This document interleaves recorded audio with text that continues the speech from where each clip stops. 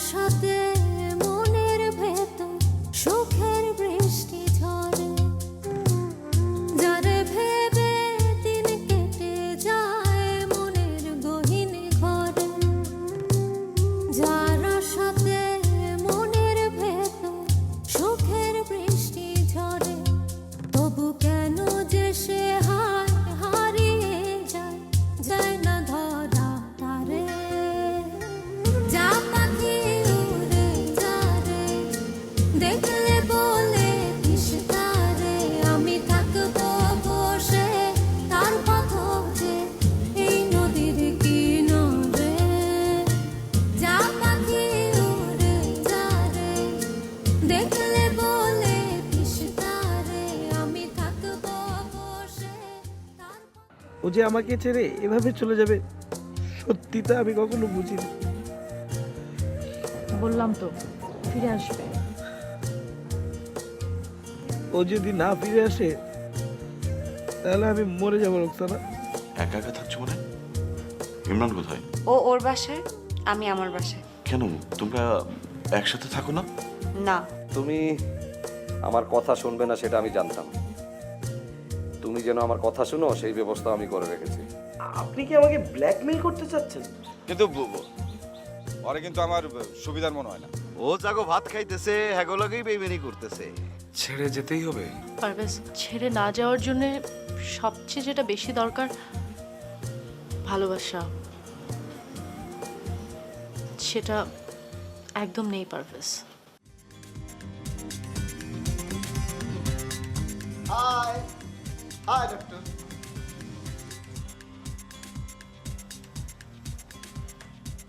কি খুব অবাক হচ্ছেন? ভেবেছেন ছুরি মারার পর আর আসবো না? আপনি যে বেঁচে আছেন এটাই আপনার ভাগ্য। আপনি আবার এখানে এসেছেন কোন সাহসে? কি করবেন?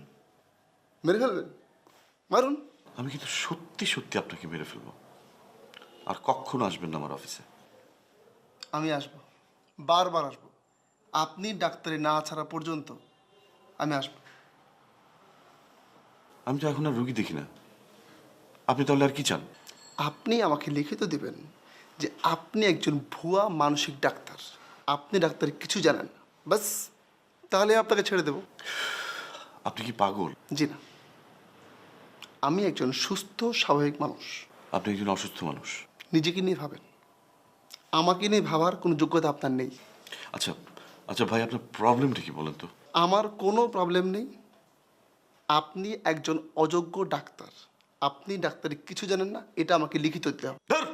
জান তো জানেন না, বেরোন বেরোন আপনি। আহা হা হা, উত্তেজিত হওয়ার ভান করে কোনো লাভ নেই।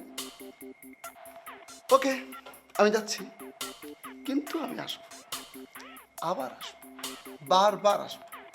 যতদিন পর্যন্ত না আপনি লিখিত দিচ্ছেন আমি আসবো। এরপর আবার আসলে আমি আপনাকে খুন করবো। আপনি যে একজন অযোগ্য ভুয়া ডাক্তার এ কথায় তার প্রমাণ হয়। যাক, এসব আজ আজ কথা হলে কোনো লাভ নেই, আপনাকে লিখিত দিতেই হবে, বাস। আসি, টাটা।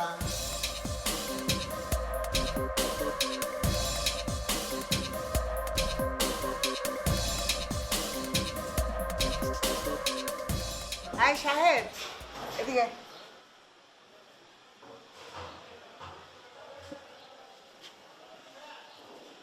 বস।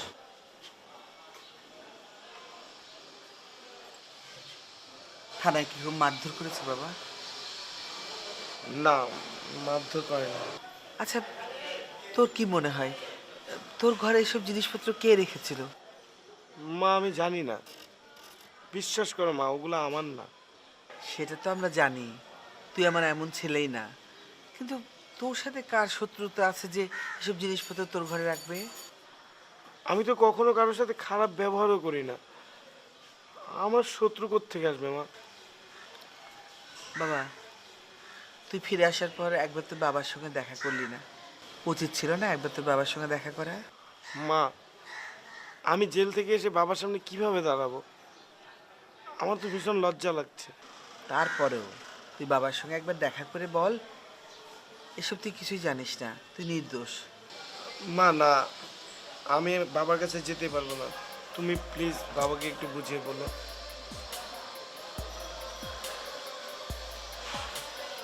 আমি যাই।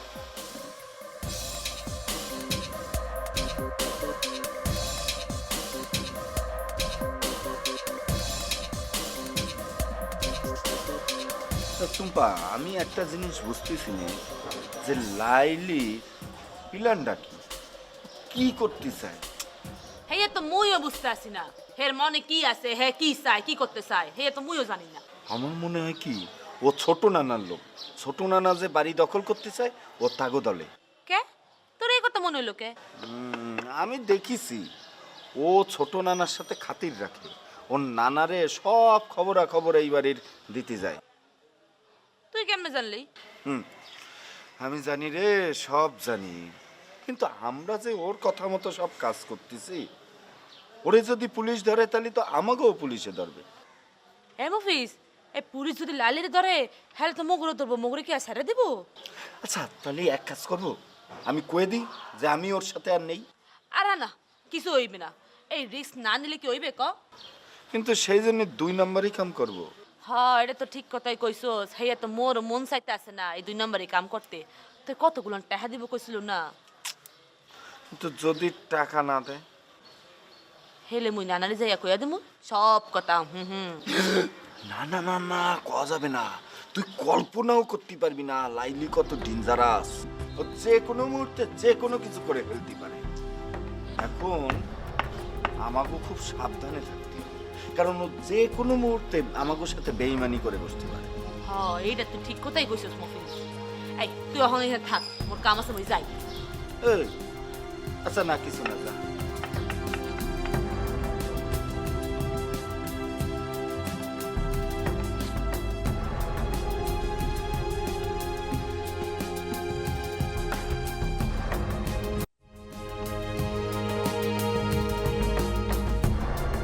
দুনিয়াতে এত মানুষ থাকতে তোমাকে পারভেজ ভাই পিএস এর চাকরিটাই নিতে হলো? উনি যে তোমার পরিচিত তা আমি জানতাম না, আর জানলেও আমার কিছু করার ছিল না। আর তুমি খুব ভালো করেই জানো জবটা আমার কাছে কতটুকু ইম্পর্টেন্ট। তাই বলে এখানে স্যালারি অনেক ভালো, ভালো বলতে অনেক বেশি ভালো। আর স্যার লোক হিসেবে অনেক ভালো, কোনো পেন নেই। তোমার কোনো পেন না থাকতে পারে, আমার আছে। তোমার পেন থাকলে সেটা তোমার ব্যক্তিগত ব্যাপার, কিন্তু আমি এই জব ছাড়তে পারবো না, সরি। তুমি এই চাকরি করবে না? আমার চাকরির দরকার, আমার টাকার দরকার। এই জব ছাড়ার কোনো প্রশ্নই আসে না। আমি তোমাকে জব খুঁজে দেব। আগে নিজের জন্য একটা চাকরি খুঁজে বের করো। প্লিজ, তুমি আমাকে একটু বোঝার চেষ্টা করো। কি বোঝার চেষ্টা করবো শাহেদ? আমি এইচএসসি পাশ করা একটা মেয়ে। আমাকে এখানে যত টাকা দেয়া হয় আমার টাকা দিয়ে আমার বাবা মা সংসার চালায়। আমাকে এখানে অনেক টাকা বেতন দেওয়া হয় শাহেদ। একটা এইচএসসি পাশ করা মেয়েকে অনেকগুলো টাকা বেতন দিয়ে চাকরিতে রাখার মানে তুমি বোঝো না? বোঝো না এর পেছনে অন্য কোনো কারণ আছে? এর পেছনে কোনো খারাপ কারণ আছে কিনা সেটা বোঝার পরিস্থিতি আমার এখন নেই শাহেদ। চাকরিটা আমার এখন দরকার।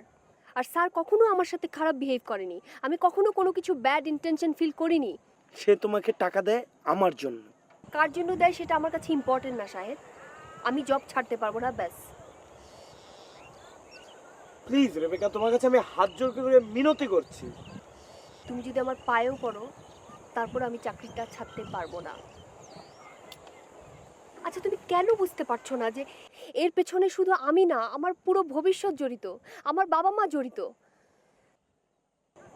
আমি তোমার কারণে বাবা মাকে খারাপ রাখতে পারবো না। ফাইন, তুমি করো, তুমি চাকরিটা করো। আমি তোমার কে? না আমি তোমার কোনো কিছু ছিলাম না, এখন আমি তোমার কেউ। প্লিজ শাহেদ, এসব ইমোশনাল কথাবার্তা আমার সামনে বলো না। তুমি আগেও আমার কাছে অনেক স্পেশাল ছিলে, এখনও আছো, কিন্তু জীবনটা অনেক কঠিন, এটা তুমি বুঝবে না। আমাকে মিথ্যে সান্ত্বনা দেওয়ার কিছু নেই। আমি কখনোই কিছু ছিলাম না, তো এগুলো বলার কোনো দরকার নেই। আমি যাই, তুমি ভালো থেকো। প্লিজ শাহেদ, তুমি আমাকে এভাবে ভুল বুঝে চলে যেও না প্লিজ। আমি যদি টাকা না পাই আগামী মাসের ঘর ভাড়া দিতে পারবো না, বাজার করতে পারবো না, আমি বাবা মাকে টাকা পাঠাতে পারবো না। প্লিজ আমাকে এভাবে ভুল বুঝো না, আমার সিচুয়েশনটা একটু বোঝার চেষ্টা করো। আমি সবসময় তোমার সিচুয়েশনটা বোঝার চেষ্টা করেছি, কিন্তু তুমি আমাকে কোনোদিন বোঝার চেষ্টা করোনি। জানি করবে না।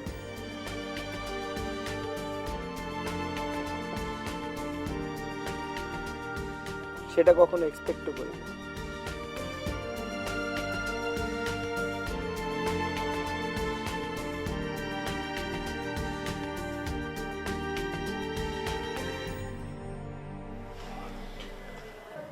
ব্যাগ ট্যাগ সব গাড়িতে তুলেছো মা? জি মা, ম্যাক্সিমাম ব্যাগই সকালবেলায় পাঠিয়ে দিয়েছিলাম। রাশিদ, তুই সঙ্গে যাচ্ছিস? জি বাবা। তাহলে আর কি, এসো বৌমা, বেশ সাহেবকে আমার সালাম দিও। জি বাবা। ওখানে যে এবার আমাদের ভুলে যেও না। ভাবি তুমি কি এখনই বেরোচ্ছ? না, ঠিক এখন না, কিন্তু একটু পরে। ভাবি, নদী আবার কোথায়? স্কুলে। ঠিক আছে মা, তাহলে যাও। রাশেদ, তুই কিন্তু রাতে এখানেই খাবি। রুবি, তুইও চল না আমার সাথে।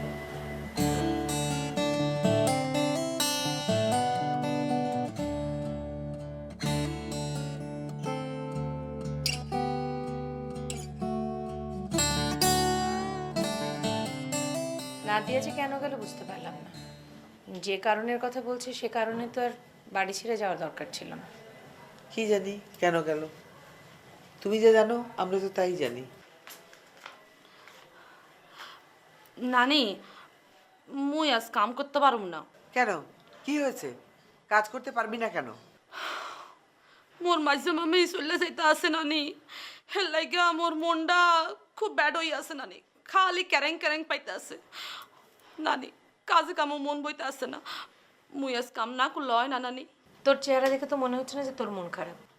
মামি যে কি কন, এই সুন্দরী মাইয়া গো, এইটা একটা বিরাট সমস্যা মামি। হ্যাঁ গো, মন ভালো হইলো কি আর খারাপ হইলো কি, হেয়া কিন্তু চেহারা দেখে বুঝুন যায় না। যা রান্না কর গে, যা।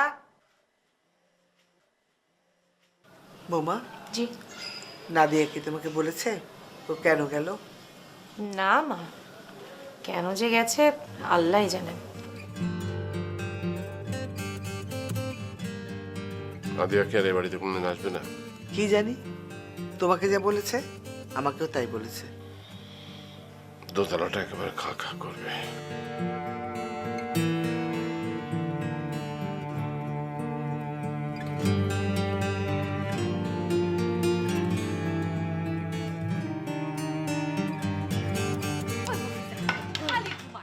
এইদিকে এইদিকে, তুই ওই চিপার মধ্যে গিয়ে দাঁড়া। তুই কইছিলাম না, এই দাঁড়া, তুই কইছিলাম না ওই যে লোক আইবো আমার, এরা চলে আসছে। চাবি দে। কোনটা?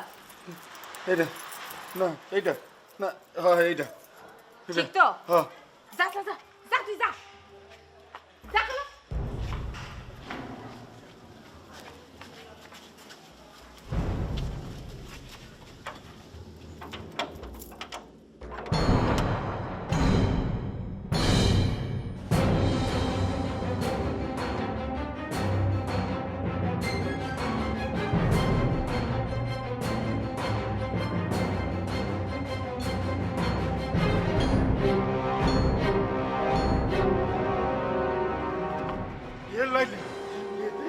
ছোট না তোর সেই জামাই। চুপ চুপ, শুরু না না, তুই চেনস একটা চোখ গালায় ফেলাম। যা চিপাই গিয়ে খারাপ লাঠি।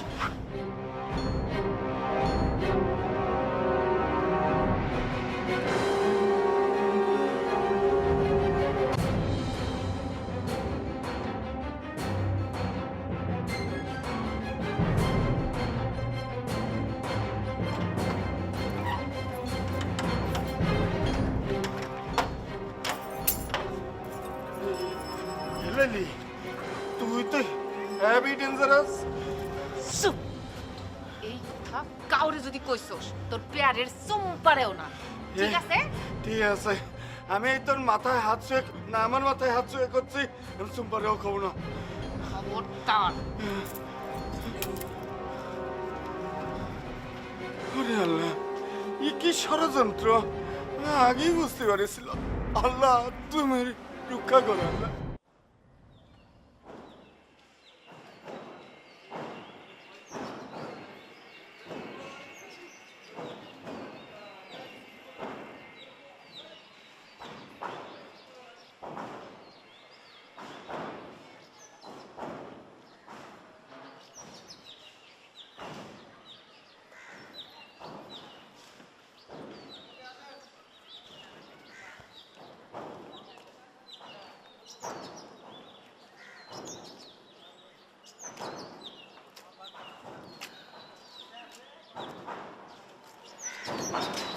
সুমনা,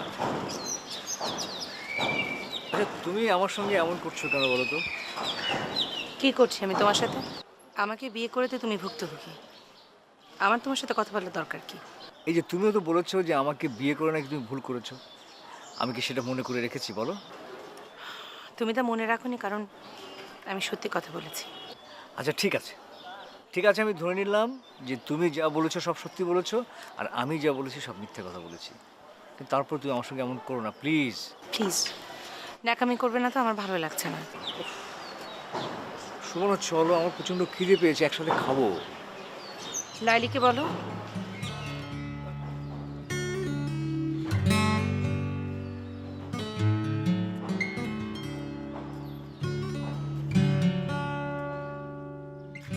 আমি তো তোমাকে ছাড়া খাবো না, চলো। আমার খিদে নেই, তুমি যাও। আচ্ছা ঠিক আছে, তাহলে আমি নিচে চলে গেলাম, গিয়ে শুয়ে থাকলাম, ক্ষুধায় কষ্ট পেতে থাকলাম। ওকে?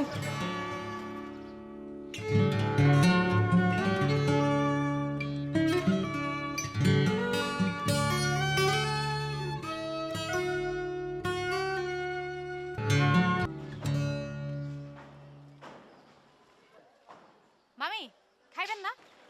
তোর মামাকে খাওয়া দিয়ে গিয়ে যা। মামারে জিজ্ঞাসিলাম, হ্যাঁ তো খাইবো না, হ্যাঁ কইছে আপনি খাইতে বইলে হ্যাঁ রে ডাক। আমার খিদে নেই, ওকে খেয়ে নিতে বল। মামি মামাই আসলে আপনারে ছাড়া খাইবো না, মামাই আপনাকে ঝগড়া ভাঙনের টেরাই করতেছে, খাই ফেললে তো ঝগড়া ভাঙবো না তাই না? তোর এই বেশি কথা বলার স্বভাবটা কবে যাবে বলতে পারিস? কি জানি মামি, এই কবরে গেলে মনে হয়ে যাইবো। যা ওকে খেতে বল, গিয়ে যা।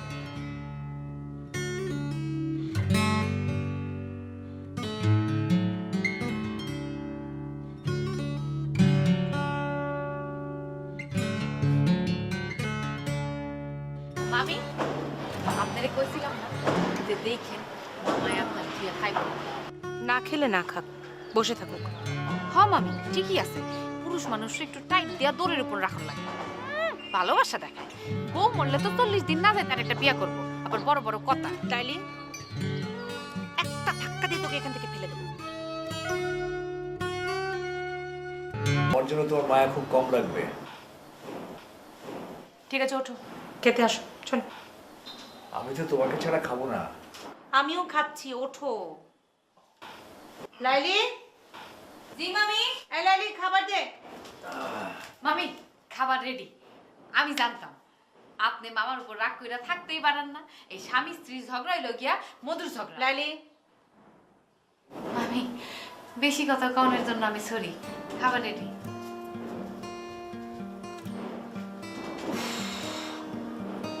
এসো। বলবা আমি খারাপ, আমার চরিত্র খারাপ, রোকসানাকে আমি ভালোবাসি না, কথাগুলো এমনভাবে গুছিয়ে বলবা ও যেন বুঝতে না পারে তুমি বানিয়ে কথা বলছো। বুঝবে না, আমি যা বলবো সেটা বিশ্বাস করেই বলবো। মৃত মানুষ কিভাবে আসবে? না, সে যে মারা গেছে আমরা তো কেউ নিজে চোখে দেখিনি। কিন্তু ওকে কিছু বলতে চেয়েছিল নাকি শুধুই গুনগুন করছিল? না, শুধু ঘোরাঘুরিই করিস। নূপুরের দেশের বাড়ি জামালপুরে কি আপনি কখনো গিয়েছিলেন? আমি যতদূর জানি নূপুরের বাড়ি চিটাগাং। না না, আমি যাইনি। তোকে কে বলেছে সুমনা এখানে থাকবে না? কেন আবার কই? মামি কইছে। আপনি যদি আমার নাদিয়াকে বের করে না দেন, আমি আপনার চৌধুরী বিলা ধ্বংস করে দিব, সব শেষ করে দিব। শুভ্র, আপনি এক কাজ করুন, একদিন আপনার গার্জিয়ান নিয়ে আমার চেম্বারে আসুন। আপনি আমাকে পাগল ভাবতেছেন? আমি পাগল না।